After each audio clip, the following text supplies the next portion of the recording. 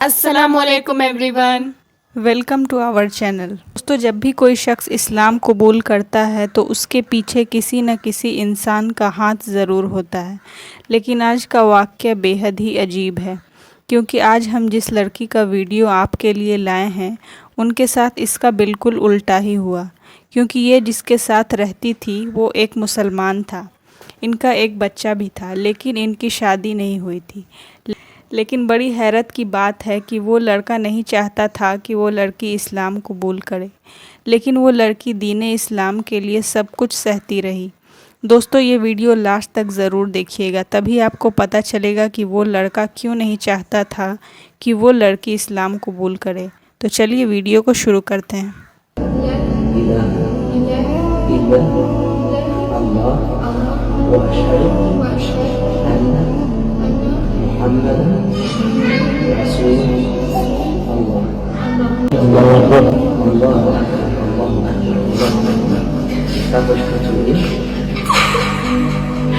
To Islam has not been a completely straight or easy path. It has to lead me exactly where I need it to be. Some parts of my journey have been tough. My life started in Southwest Virginia. میرا اسلامی سفر بالکل سیدھا یا آسان راستے سے نہیں گزرا۔ اس نے مجھے بالکل اسی جگہ سے لے جانا ہے جہاں مجھے اصل میں ہونا چاہیے تھا۔ یہ سفر کافی مشکل بھرا رہا ہے۔ میری زندگی کا آغاز جنوبی مغربی ورجینیا میں شروع ہوا۔ میری پرورش 3 دیگر بہن بھائیوں کے ساتھ ہوئی۔ ہم نو ویئر کے بیچ میں ایک پہاڑ پر رہتے تھے اور ہم اپنی پڑھائی گھر پر ہی مکمل کر رہے تھے، یعنی ہوم اسکولنگ کرتے تھے۔ میں نے تقریباً 45 منٹ کے فاصلے پر ایک قصبے میں ڈانس کی کلاس لینا شروع کی اور میرے بہت سے دوست بھی تھے، کیونکہ میں ایک مقامی لڑکی کی حیثیت سے اسکواڈ ٹیم کا حصہ تھی۔ مجھے ہمیشہ ایسا لگتا تھا جیسے میں دوسرے بچوں سے مختلف ہوں۔ میں بالآخر پبلک اسکول گئی اور واقعی میں نے خود کو مختلف پایا۔ میں نے فٹ ہونے کے لیے وہ سب کچھ کیا جو میں کر سکتی تھی، یہاں تک کہ میں نے ان فیمس لڑکیوں کی طرح کپڑے بھی پہنے، یہ سوچ کر کہ اس سے مجھے اطمینان ملے گا، لیکن ایسا نہیں ہوا۔ مجھے یقینی طور پر جسمانی مسائل تھے۔ میں نہیں جانتی تھی کہ اس مسائل سے کیسے نپٹا جائے۔ جیسے جیسے میری عمر بڑھتی گئی میں نے مزید اعتماد پیدا کیا، لیکن مجھے پھر بھی جسمانی مسائل رہے۔ اس دوران میں مغربی ورجینیا کے شمالی حصے کے اسکول میں گئی اور میں نے چند مسلمان ہم جماعتوں سے ملاقات کی جن میں کچھ حجاب پہنے ہوئے تھیں، اور مجھے یاد ہے کہ وہ خواتین مجھے بہت خوبصورت لگ رہی تھیں۔ خوبصورتی کو اپنے دلوں سے باہر نکالنے کے لیے انہیں اپنے جسم کی نمائش کرنے کی ضرورت نہیں تھی۔ 2013 میں چیپل ہل نارتھ کیرولینا چلی گئی، جہاں میں ابھی مقیم ہوں۔ یہاں شمالی کیرولینا میں رہنا ایک بہت بڑا ثقافتی جھٹکا تھا، لیکن بہترین انداز میں بہت سے مختلف قسم کے لوگوں کے آس پاس رہنا خوبصورتی سے بھرا ہوا تھا۔ میں جمالیہ کے لیے اسکول گئی اور مختلف ثقافتوں سے جلد کی مختلف اقسام اور خوبصورتی کے مختلف تکنیکوں کے بارے میں سیکھا۔ گریجویشن کمپلیٹ کرنے کے بعد میں نے اسکن کیئر انڈسٹری میں کام کرنا شروع کر دیا، لیکن ہمیشہ کسی ریسٹورنٹ یا حقہ لاؤنج میں دوسری نوکری کرتی رہی، اور میں ہمیشہ خود کو مسلم بھائیوں اور بہنوں کے ساتھ کام کرتے ہوئے پاتی تھی۔ بعض اوقات میں مقدس مہینوں میں مشاہدہ کرتی اور کچھ ساتھی کارکنوں کی درمیانی نماز میں مل جاتی اور میں ہمیشہ متوجہ رہتی، لیکن میں نے کبھی مذہب کو سمجھنے کا ارادہ نہیں کیا، کیونکہ اس وقت میں خود کو ایگنوسٹک سمجھتی تھی، یعنی میں خدا پر تو یقین رکھتی تھی لیکن کسی مذہب پر نہیں۔ دسمبر 2017 میں مجھے پتا چلا کہ میں پریگننٹ ہوں۔ میں خدا کے قریب جانا چاہتی تھی، اس لیے میں نے اپنے علاقے کے ایک نان ڈینومینیشن چرچ یعنی غیر مذہبی چرچ میں جانا شروع کر دیا، لیکن چرچ میں جا کر مجھے احساس ہوا کہ میرے پاس بہت سے ایسے سوالات ہیں جن کا جواب مجھے ابھی تک نہیں ملا ہے، اور پھر کچھ مہینوں کے بعد میں نے وہاں جانا چھوڑ دیا۔ میں مسجد جانا چاہتی تھی، لیکن مجھے انصاف ملنے کا خوف تھا، اور یہ کہ میرے بیٹے کا والد حقیقتاً ایک مسلمان تھا۔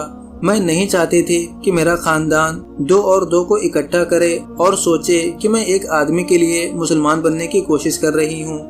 میں نے اپنے بیٹے کی پیدائش کے بعد خاموشی سے اس پر اپنا وقت دیا، اسلام کے بارے میں زیادہ سے زیادہ سیکھنا شروع کر دیا۔ میں قرآن کی آڈیو بکس، پلے لسٹ اور انگریزی ترجمہ سنتی، اور میں نے محسوس کیا کہ قرآن بہت خوبصورت ہے اور یہ مجھ سے بات کرتی ہے۔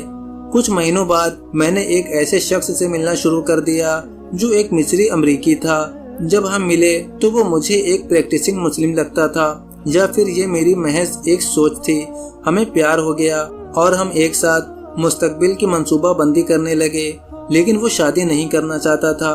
उसके साथ दिमागी हिस्से के कुछ मसाइल थे जिनके बारे में मैंने सोचा कि ये ठीक हो सकता है, लेकिन रिलेशनशिप के कुछ महीनों बाद मुझे महसूस हुआ कि वो जितना जाहिर से दिखता था उससे कहीं ज्यादा गैर मुस्तहकम था। हमारे रिलेशनशिप के दौरान वो इस्लाम के बारे में सीखने में मेरे हामी दिखाई दे रहे थे, लेकिन हकीकत में मेरे मुसलमान होने से हिचकिचा रहे थे।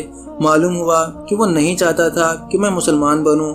जिस दिन मैंने अपनी शहादत ली वो दिन बहुत खूबसूरत था, लेकिन जब मैं उससे मिलने गई तो वो मुझसे नाराज था। अपनी शहादत के बाद मैंने पर्दा करना शुरू कर दिया और वो इससे भी खुश नहीं था। ऐसा लगता था कि वो बदल गया है। मैं बहुत मायूस हो गई थी कि वो मेरे मुसलमान होने का हामी नहीं है, लेकिन मैंने सोचा कि शायद मैं उसे वक्त दूं तो वो शायद सुधर जाए।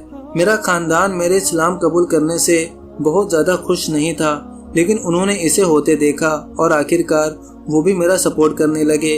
26 सितंबर 2019 को मैंने अपने शहादत लेने के 5 हफ्ते बाद 9 मई को एक्स बॉयफ्रेंड नशे में घर आया और हमने बहस शुरू कर दी, क्योंकि शराब पीना मुझे मंजूर नहीं था और उसने मुझे एक साथ 10 बार घूंसे मारे और मेरा गला तक दबाया, यहाँ तक कि मैं अपने बेटे के सामने गिर गई। जब मैं इससे बाहर निकली तो मैंने एक नूर देखा और मैंने एक आवाज़ सुनी, एक आवाज़ कि मैं अपने दिल में अल्लाह को मानता हूँ। मैंने उसे ये कहते हुए सुना कि ये तुम्हारा वक्त नहीं है, और उसने मुझे लात मारकर गिरा दिया और मुझे बेहुदे नाम से पुकारता रहा। मेरा फोन और चाबियां ले ली और पुलिस के पास जाने पर जान से मारने की धमकी दी। मैंने हर चीज़ के लिए उससे इल्तिजा की। मैंने उसे फिर से अपना शहादा लेने के लिए मनाने की भी कोशिश की और उसे शांत करने के लिए मैंने कुरान पढ़ने की कोशिश की। ईमानदारी से कहूँ तो ये साफ था कि वो आदमी सच्चा मोमिन नहीं था और मुझे एहसास हुआ कि वो मुझे अल्लाह के करीब नहीं करना चाहता है। मैं उस वक्त तक इंतज़ार करती रही जब तक कि उसने नींद की गोली ना खा ली, और फिर मैं और मेरा बेटा वहाँ से फरार हो गए। मैंने उस पर इल्ज़ामात लगाए और मैंने फैसला किया कि मेरे और अल्लाह के दरमियान कोई आदमी नहीं होना चाहिए। उस खौफनाक दिन के बाद से मैं कड़ी मेहनत कर रही हूँ और सबसे अच्छा मुस्लिम बनने की कोशिश कर रही हूँ, लेकिन हर दिन मैं चूक जाती हूँ और गलतियाँ करती रहती हूँ। लेकिन अल्हम्दुलिल्लाह मेरी ताकत बनाए रखने के लिए मेरे पास मेरी ज़िंदगी और मेरा बेटा है, और सबसे अहम बात यह है कि मेरे पास मेरा अल्लाह है। मुश्किल वक्त से उभरने के लिए मुझे बस यही चाहिए। Every single day I fall short and make mistakes, but Alhamdulillah, I have my life and my son to keep my strength, and most importantly, I have Allah, and that is all I need to get through the hard times. तो ये थी दोस्तों आज की video. आज की video आपको कैसी रही कमेंट करके ज़रूर बताएं। वीडियो अच्छी लगे तो एक लाइक ज़रूर करें। चैनल पर नए हैं तो चैनल को सब्सक्राइब करें। मिलते हैं नेक्स्ट वीडियो में। अस्सलाम वालेकुम।